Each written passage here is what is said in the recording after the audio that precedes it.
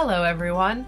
Today I'm going to show you how to edit your self-portrait photo for use in our self-portrait project. So the reason we're going to edit our photos is we really want to focus on design and the text rather than worrying about drawing people realistically. So one of your options will be to draw it if you want. You can also do a silhouette, or will be several options for that. So I'm going to show you guys how to create a black and white, actually probably a gray and white version of your image that we can print, cut out, paste to a new piece of paper, and use that as the basis for our self-portrait. So let's get started.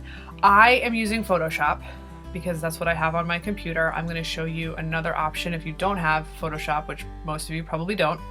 But you can use any photo editing software or apps that you have on your phone. So I'm assuming most of you are taking your pictures with your phone. So there's a million apps out there that can help you edit photos. Photoshop Express is one of them that I really like. It gives you a lot of control. The goal is to get your image to be black and white and then tone down the black so it's kind of gray and white. So when we print this out, it's not going to be, it'll be very light. That way we can color over it if we want to. So you can do that in any of the editing apps you have on your phone. If you're not sure which one to use, reach out, let me know. I can help you out with that.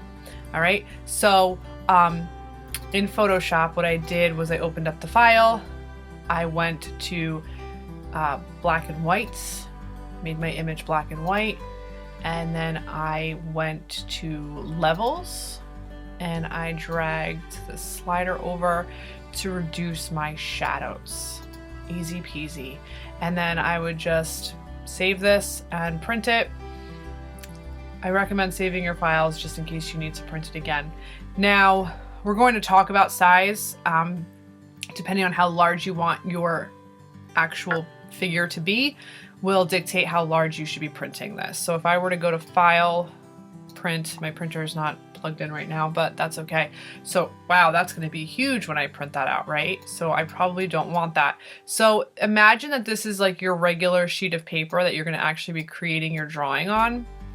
I'm going to resize this and say, oh, that looks cool like that. Maybe I want to move it over. You can play around with your composition here before you print it and figure out how big you want your face to be, okay? So I'm gonna go ahead and do this. And I don't need to print it at the bottom because I'm gonna cut it out anyway.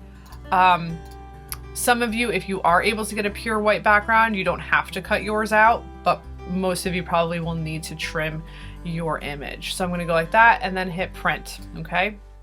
So now for those of you that don't have Photoshop, what do? So there's this really great photo editing software that is very similar to Photoshop called Pixlr, which you can access from your Chromebooks. So you go to pixlr.com, Pixlr.com, and there's two options, X and E. So for those of you that might have taken Intro to Digital Media before or digital photography and have a basic understanding of these types of programs, go for the more powerful one. Most of you, the easy to use X will be just fine. Okay, so we're gonna scroll down to where it says launch, click on that, and then it takes us to Pixlr here. And you can open up images two ways, either load an URL, so if you have it in your Google Photos drive, I think you can import it that way. You can also go to open image, and that'll take you to the hard drive of your device, and you can select an image that way. So I already have this image in here. I'm going to work on that. So here you have your editing capabilities. So the first thing we're going to go to is, it looks like a little half sun. That's your adjustments.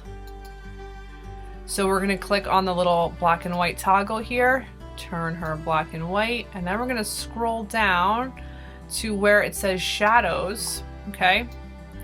Whoa, those are dark shadows. Wrong way. We're gonna go up and lighten our shadows. So we get her nice and light. And if she's not as bright as we want her, we can also adjust exposure a little bit and lighten that up And then again, we get this sort of gray image. We don't need really rich blacks in this particular image, so it's all good. Okay. Then all you need to do is print it out. And again, if you use a photo editing software on your phone or app on your phone, save the file, send it to yourself, email it to yourself, or upload to Google Photos and then print it out. Okay. So I look forward to seeing your work and your adorable faces in your self-portrait projects. Thanks for watching.